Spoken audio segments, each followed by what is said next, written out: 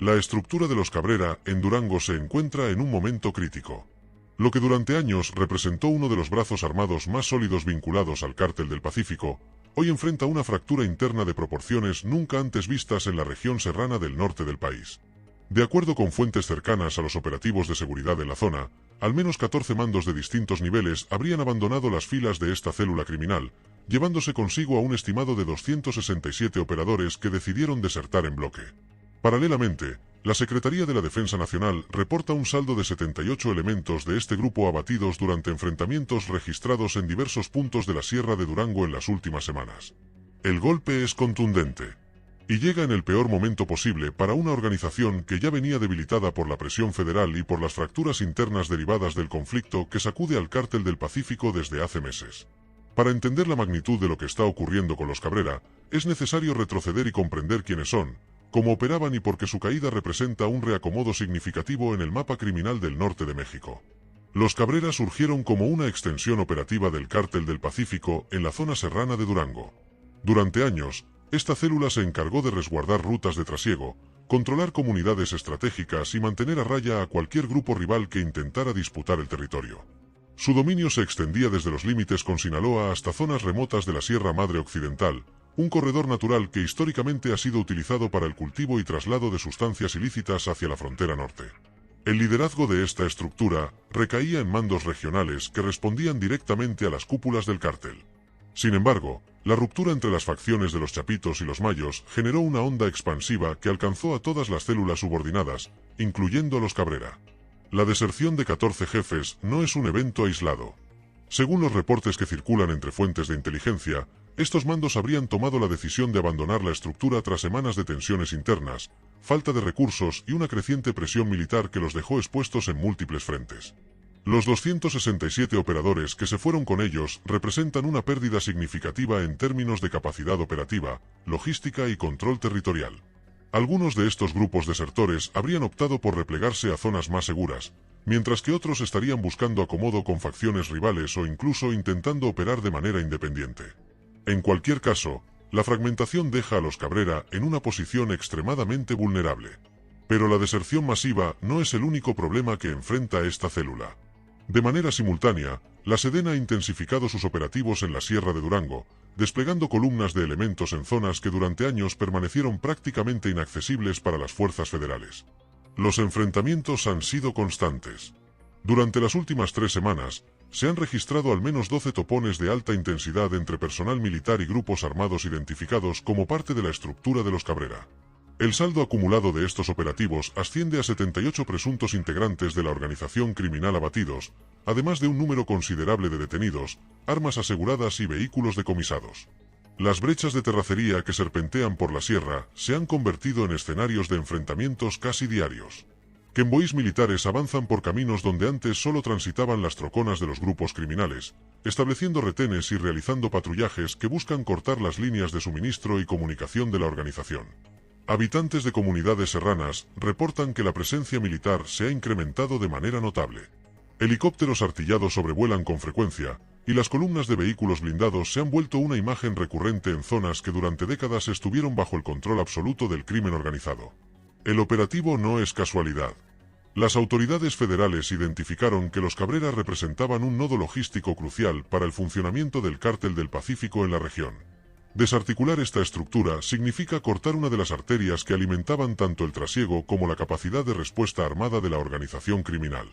Y el momento elegido para intensificar la presión tampoco es fortuito. Con el conflicto interno del Cártel del Pacífico en plena ebullición, las células subordinadas como los Cabrera quedan expuestas, sin el respaldo ni los recursos que antes fluían desde las cúpulas. Es precisamente en esa vulnerabilidad donde las fuerzas federales han encontrado una ventana de oportunidad.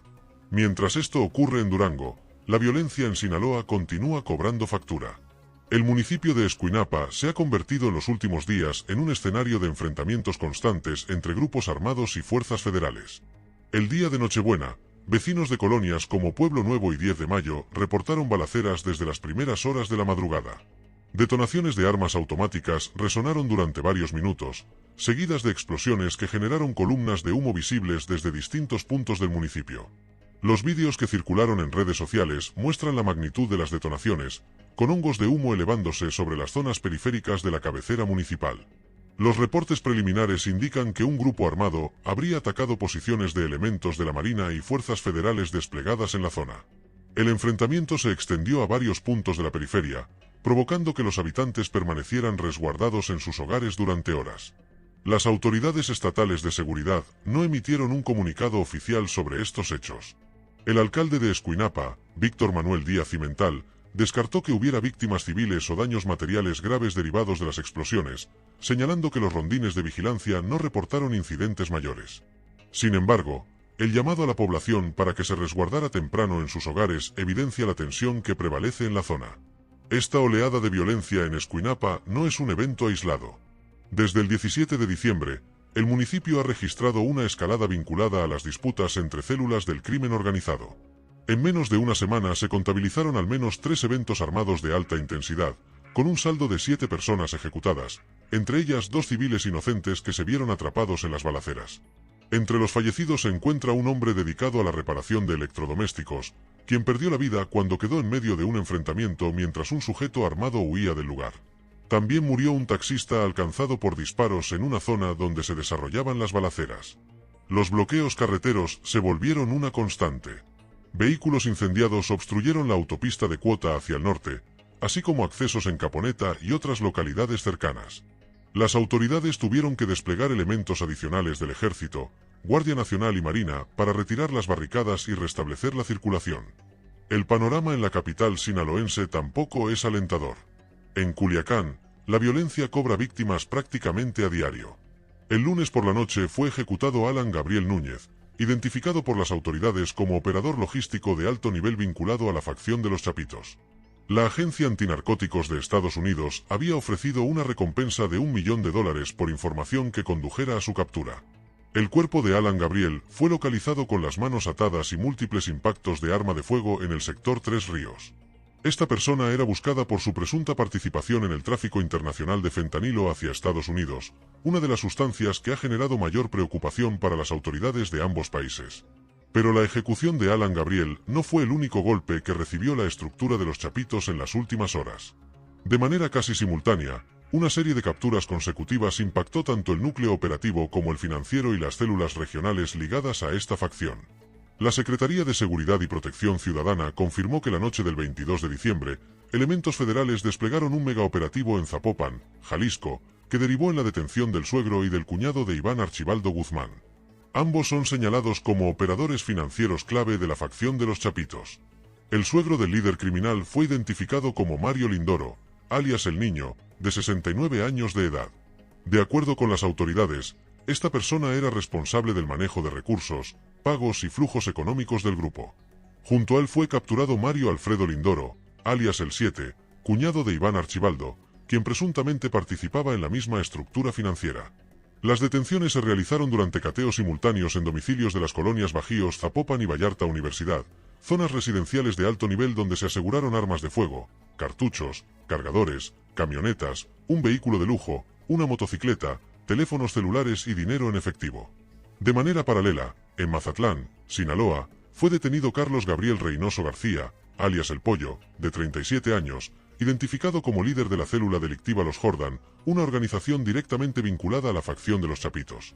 Junto al Pollo también fue capturado Jesús Arturo Dávalos Valenzuela, de 40 años de edad.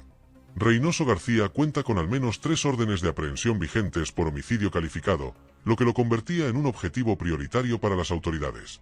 La detención se realizó en la colonia Los Caracoles, cuando agentes federales detectaron al sujeto viajando a bordo de un vehículo. Al marcarles el alto y realizar una revisión de seguridad, les aseguraron 2 armas de fuego, 51 cartuchos útiles, una bolsa con marihuana, así como equipos de radiocomunicación y telefonía. Apenas un día antes se había informado sobre la muerte de Óscar Medina, alias El Panu, identificado como mano derecha y operador de máxima confianza de Iván Archibaldo Guzmán Salazar. Su ejecución representó un golpe directo al corazón operativo del grupo.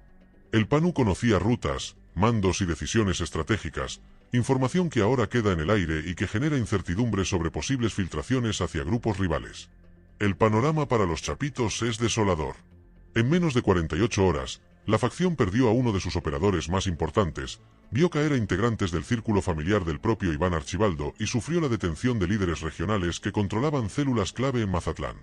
Lo que alguna vez fue una facción sólida, capaz de disputar el control del Cártel del Pacífico, hoy muestra un desgaste profundo. La guerra interna que mantienen contra la facción de los Mayos, combinada con la presión federal constante, los ha dejado atrapados en múltiples frentes sin capacidad de recuperación efectiva. Y es precisamente este debilitamiento generalizado de las estructuras del Cártel del Pacífico lo que explica, en parte, lo que ocurre con los Cabrera en Durango. Las células subordinadas que dependían del respaldo de las cúpulas ahora se encuentran abandonadas a su suerte, enfrentando operativos militares de alta intensidad sin los recursos ni el apoyo que antes recibían. La deserción de 14 jefes con 267 operadores refleja una crisis de confianza dentro de la organización. Cuando los mandos intermedios perciben que la estructura está en caída libre, la lealtad se convierte en un lujo que pocos pueden permitirse. Ante la disyuntiva de permanecer y arriesgar la vida en una guerra perdida, o desertar y buscar nuevas opciones, muchos han elegido la segunda alternativa. Los 78 elementos abatidos por la Sedena en la Sierra de Durango representan el costo operativo de mantener una resistencia armada sin los recursos necesarios. Los grupos que permanecen fieles a la estructura de los Cabrera se encuentran rodeados, con líneas de suministro cortadas y una presión militar que no cede. La estrategia de las fuerzas federales parece clara: aprovechar el momento de debilidad para desarticular de manera definitiva las estructuras que durante años operaron con relativa impunidad en zonas serranas de difícil acceso. Los operativos no se limitan a enfrentamientos directos, también incluyen acciones de inteligencia, detención de mandos financieros y corte de rutas de abastecimiento. El resultado es un efecto dominó que se extiende por toda la red criminal. Cuando caen los nodos logísticos, las células operativas quedan aisladas. Cuando los mandos financieros son detenidos, los recursos dejan de fluir. Cuando los operadores ven que sus jefes desertan o son abatidos, la moral se desploma y las filas comienzan a vaciarse. Es un círculo vicioso del que resulta extremadamente difícil salir. Y todo indica que los Cabreras se encuentran atrapados en él. La pregunta que surge es qué pasará con el territorio que esta célula controlaba. La Sierra de Durango representa un corredor estratégico demasiado valioso como para quedar en el vacío. Otros grupos, ya sean facciones rivales del propio Cártel del Pacífico o incluso organizaciones criminales de otras regiones, podrían intentar llenar el hueco que dejan los Cabrera. Esto genera preocupación entre las autoridades, pues un reacomodo territorial suele venir acompañado de disputas violentas. Los habitantes de las comunidades serranas, que ya han padecido los efectos de la presencia criminal durante décadas, podrían verse nuevamente en medio del fuego cruzado si diferentes grupos intentan tomar el control de la zona. Por ahora, la presencia militar en la región parece enfocada en evitar ese escenario. Los patrullajes constantes, los retenes y los operativos de vigilancia buscan mantener un control territorial que impida la llegada de nuevos actores criminales.